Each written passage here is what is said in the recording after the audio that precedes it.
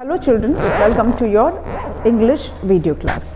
Children, in English we are doing grammar, and in grammar today I am going to start unit 16 which is based on prepositions. Children, prepositions हम पहले भी पढ़ चुके हैं. Prepositions हमने पहले भी पढ़ा है आपकी मेन कोर्स बुक के ग्रामर ग्ली में पढ़ चुके हैं. ये मैं ऑलरेडी एक्सप्लेन कर चुकी हूँ.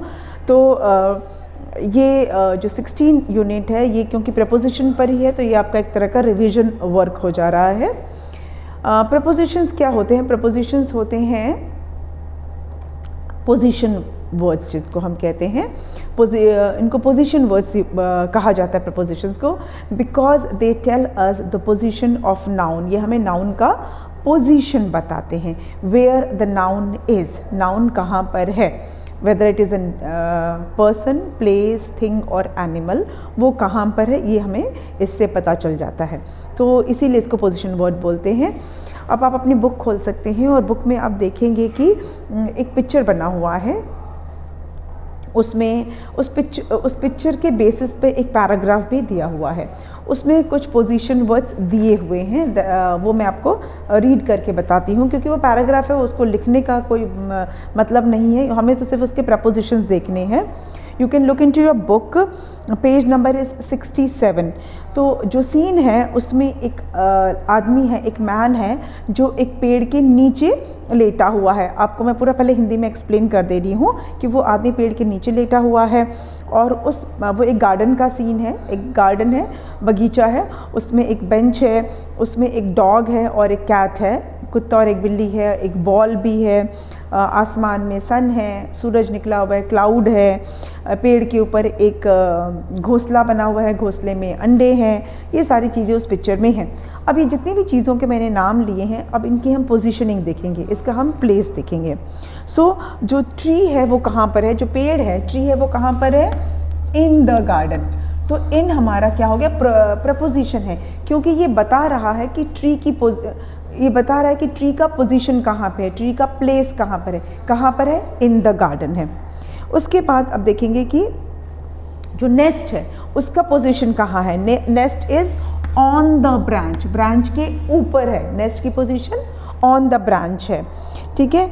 और ब्रांच कहाँ किससे जुड़ा हुआ है? ब्रांच की पोजीशन क्या है? Of the tree. वो ब्रांच किसका है? पेड़ का है. पेड़ का ब्रांच है. पेड़, उसकी पोजीशन पेड़ है. उसके बाद एग्स. एग्स जो है वो कहाँ पर है? एग्स की पोजीशन है इन द नेस्ट. नेस्ट के अंदर है. और नेस्ट कहाँ है? नेस्ट तो मैंने बताया ना कि ब्रांच के ऊपर है. ठीक है ना. और एग कहाँ है? इन है, नेस्ट के अंदर है.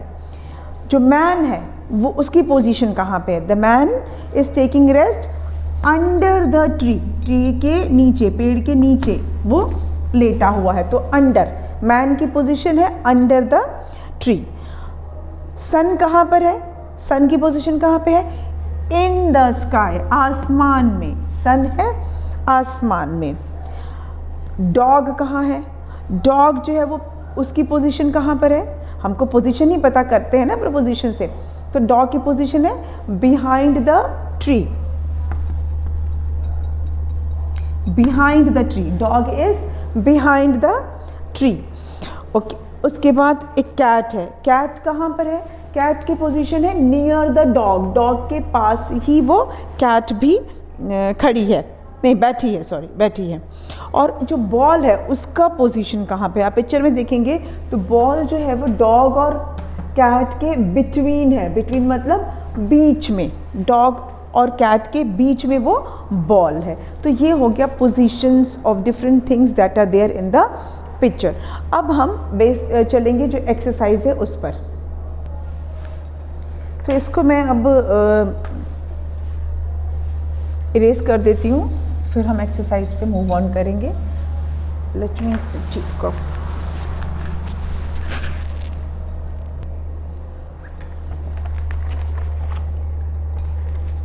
Okay. Question number 1 is look at the picture and choose the correct preposition. Look at the picture and choose the correct preposition. Number 1, the cup is blank the glasses. अब आप क्या करोगे, पिक्चर देखोगे, उसमें cup का position देखिए. Cup का position glasses के कॉन्टेक्स्ट में कहाँ पर है? कप जो है वो ग्लासेस के बीच में है, तो हम यहाँ पे लिखेंगे बिटवीन. ठीक है, तो आपके पास जो ऑप्शन दिया हुआ है बिटवीन और है अंडर, तो उसमें आप बिटवीन को आप टिक लगाएंगे. ठीक है. Next, number 2, the tree is dash the हट. अब आप पिक्चर देखिए और पिक्चर में देखिए कि टी की जो ट्री है उसकी पोजीशन कहाँ पर है.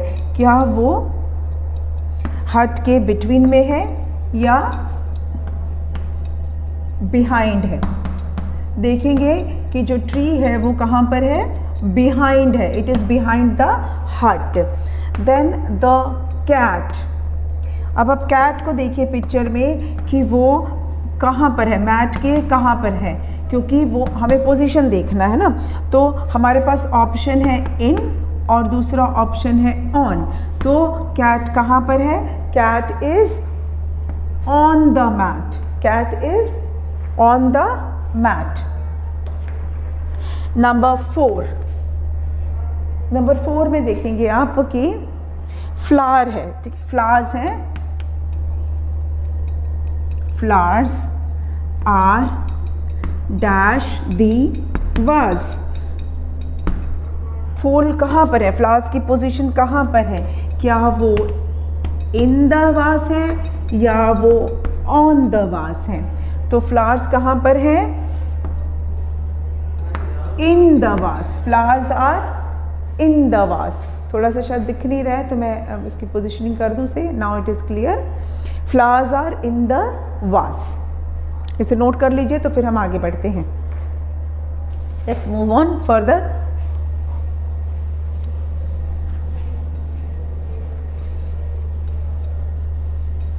नेक्स्ट 5.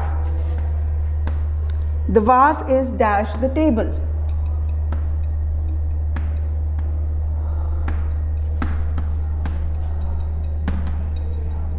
अब वास की पोजीशन आपको पिक्चर में देखनी है.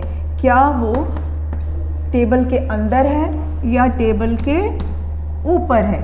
सो द वास is on the table. Table के ऊपर रखा हुआ. वास मतलब होता है फूलदान, जिसमें फूल रखते हैं. फूलदान हिंदी में उसे कहा जाता है. Now the next is the girl is standing. The girl is standing blank the table. जो लड़की है वो टेबल के कहाँ पर है?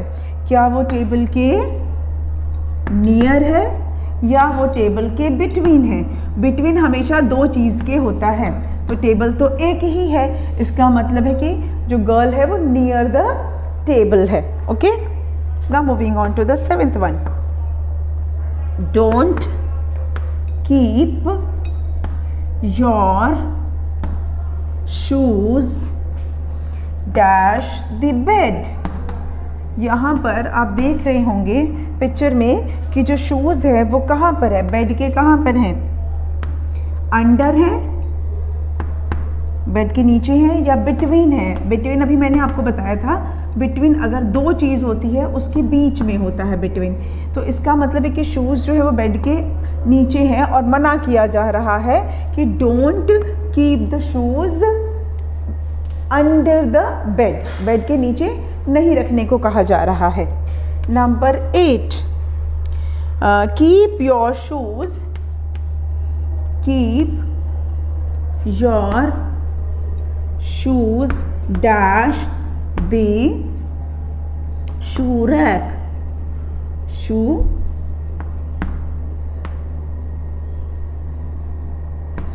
शूज़ को कहाँ पे रखना है? नियर द शू रैक या on the shoe rack? Near या फिर ऑन? आंसर है on the shoe rack. Shoes को शू के रैक पर ही रखना चाहिए। ये हो गया हमारा 8। We have 2 more to do. इसको मैं इरेज कर दूं तो फिर आगे का आपको करा देती हूँ।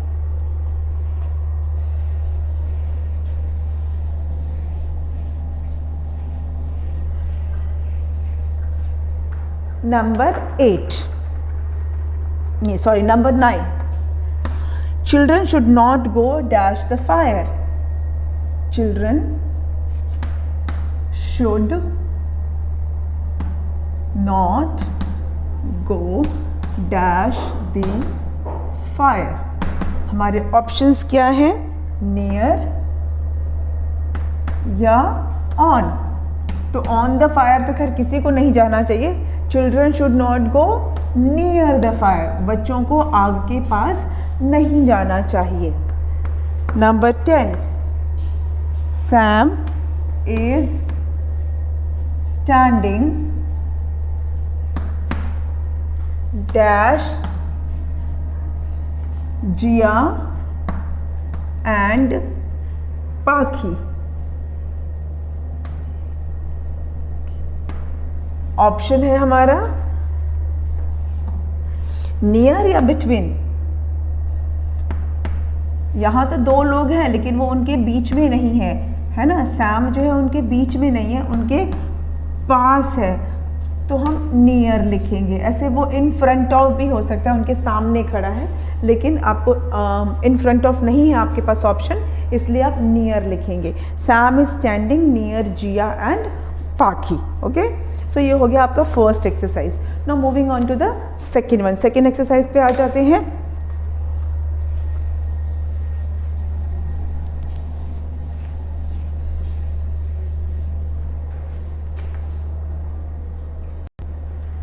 Next, number 2, circle the prepositions. Circle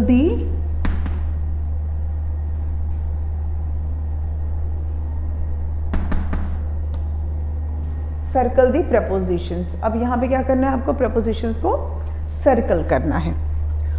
1. The clouds are over the sun. The clouds are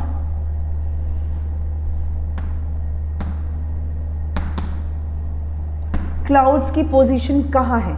clouds की पोजीशन है सन के ऊपर, over the sun. Number 2, the sun is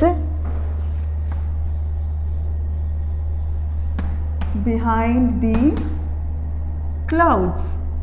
सन की पोजीशन कहाँ है? बिहाइंड द क्लाउड्स, क्लाउड्स के पीछे है। सन की पोजीशन क्लाउड्स के पीछे है। Number 3, the children are sitting near the gate. The children are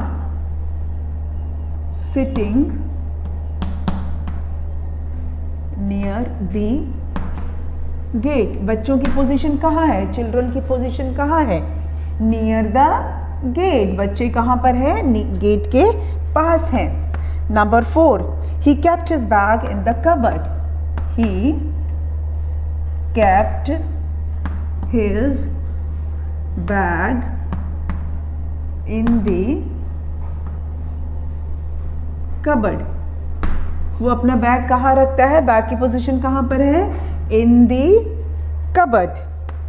Number 5, the aeroplane is flying above the clouds.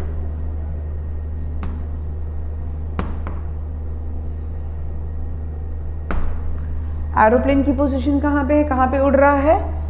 above the clouds. clouds के above, आसमान के ऊपर.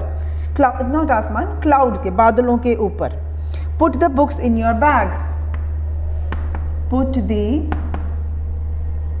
Books in your bag. Books की position कहाँ पे होनी चाहिए, कहाँ पे रखना है बुक को, इन द बैग, बैग के अंदर रखना है। सो हमने यहाँ पर सारे प्रपोजिशंस को सर्कल कर दिया। Okay, now moving on to the next one. यहाँ पर अगेन एक पिक्चर है, एक पिक्चर बना हुआ है जिसमें कि एक बच्चा है जिसका नाम है सैंडी। उसके रूम के बारे में दिखाया गया, उसका रूम दिखाया गया है। तो उसके रूम बहुत ही नीट एंड क्लीन उसका रूम है और पोजीशन हमें देखनी है कि कौन सी चीज़ कहाँ पर है। ओके, तो इसको मैं इरेज कर देती हूँ and then we will move on. आगे हम चलेंगे इसमें।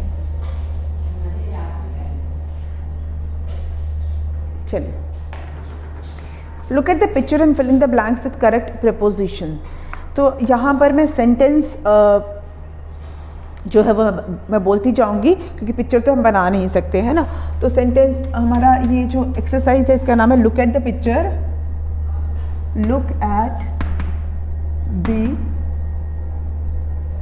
Picture. It is given on page number 69 and fill in the blanks with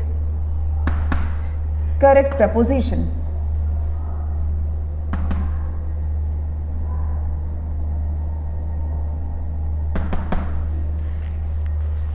अब इस रूम को आप पहले देख लीजिए। सैंडी का रूम है, इसमें लिखा हुआ कि Sandy's room is neat and clean. पहली लाइन तो यही लिखी है कि Sandy's room is neat and clean, और डेफिनेटली उसका रूम बिल्कुल साफ सुथरा है। अब आप देखेंगे उसके क्लोथ्स कहाँ पे हैं।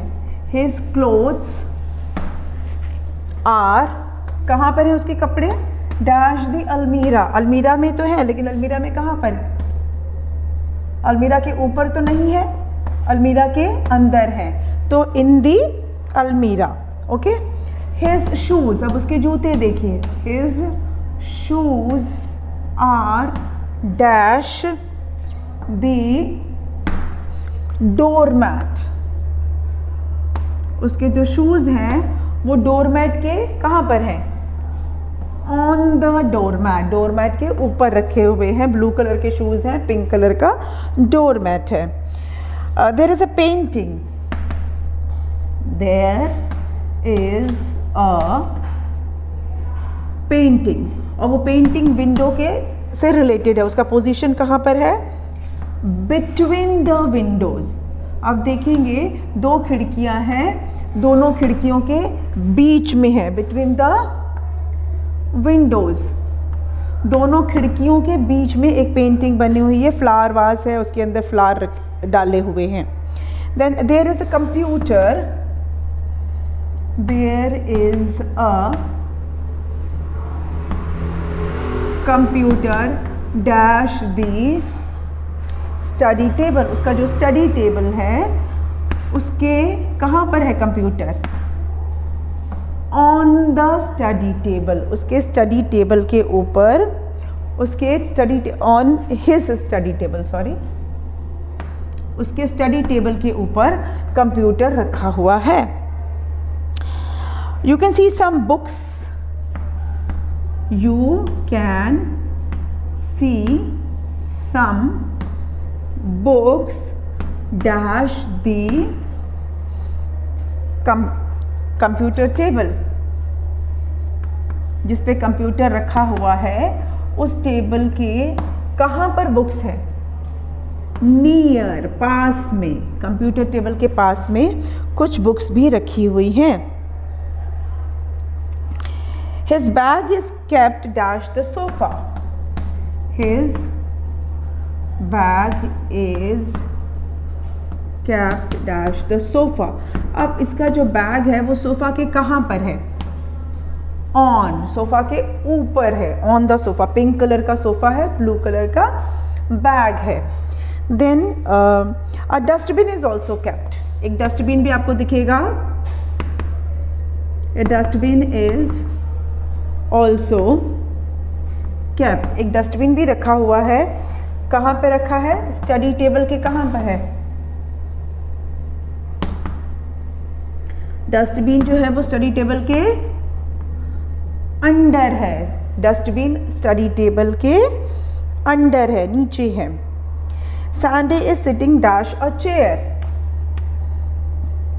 Sunday is sitting dash a chair, Sandy chair के कहाँ पर है, कहाँ बैठा है, on a chair, Sandy is sitting on a chair and writing, और वो लिख भी रहा है, and writing dash the dash, sorry his है, वो बार बार दी हो जा रहा है, and writing dash his notebook, notebook की कहाँ पे लिख रहा है वो, he is writing in his notebook, अपनी राइटिंग के, अपनी नोटबुक के अंदर लिख रहा है। हिज डॉग इज स्लीपिंग, अब एक आपको डॉग भी दिखेगा, ठीक है, हिज डॉग इज स्लीपिंग, उसका जो डॉग है वो सो रहा है, कहाँ पे सो रहा है, ऑन हिज बेड, उसी के बेड पे उसका डॉग जो है वो सो रहा है, ऑन हिज बेड, ठीक है। तो ये हो गया आपका पैराग्राफ। आई थिंक आपको विजिबल हो रहा होगा पूरा पैराग्राफ। चलिए आप इसको नोट कर लीजिए, थोड़ी देर से मैंने छोड़ देती हूँ इसको, फिर हम मूव ऑन करेंगे नेक्स्ट इस पर, जिसमें कि एक लास्ट फन टाइम वाला है। ये छोटा सा एक्सरसाइज है, इसलिए मैंने इसको एक वीडियो में कंप्लीट करवा दिया, बहुत ज़्यादा नहीं था, हम ऑलरेडी इसको पढ़ चुके हैं, इस टॉपिक को पढ़ चुके हैं आपके मेन कोर्स में। तो चलिए इसको अब हटा देते हैं।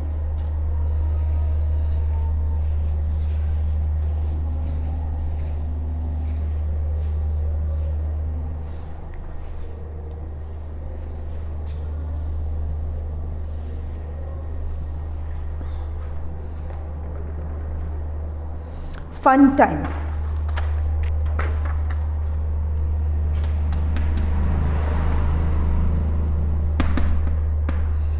color the apples which show prepositions, color the apples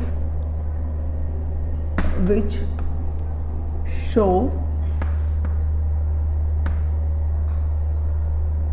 अब आप देखेंगे कि एक ट्री बना हुआ है और उस ट्री में कुछ एप्पल्स बने हुए हैं, आपको वो वाले एप्पल्स को कलर करना है जिसके ऊपर प्रपोजिशंस लिखे हुए हैं, ठीक है। तो मैं आपको बताते जा रही हूँ, एक एप्पल है जिस पे लिखा हुआ है ए, एक एप्पल है जिस पे लिखा हुआ है ए, तो ये हमारा प्रपोजिशन नहीं है। एक एप्पल है जिस पे लिखा हुआ है बॉक्स, ये भी प्रपोजिशन नहीं है।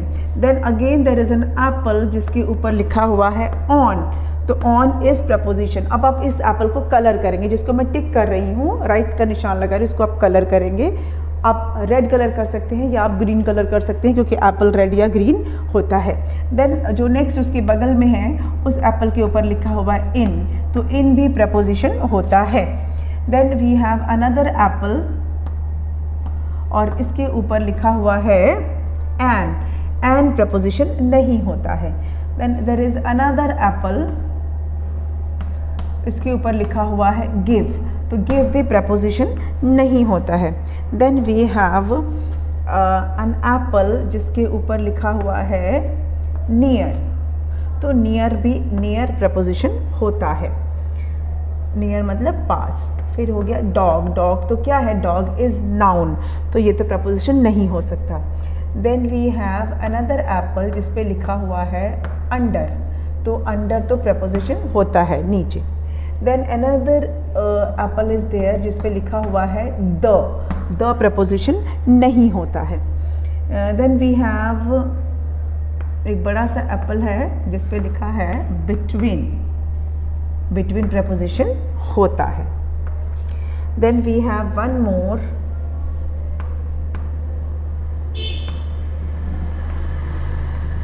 और इस पे लिखा है बिहाइंड, तो बिहाइंड भी प्रपोजिशन होता है। लास्ट एप्पल है जिस पे लिखा हुआ है एट, तो एट प्रपोजिशन होता है। तो जिस एप्पल को मैंने टिक किया हुआ है वो सारे एप्पल्स को आप कलर करोगे and then your topic is over, ये आपका जो टॉपिक है ये कंप्लीट हो गया. Okay, now coming to the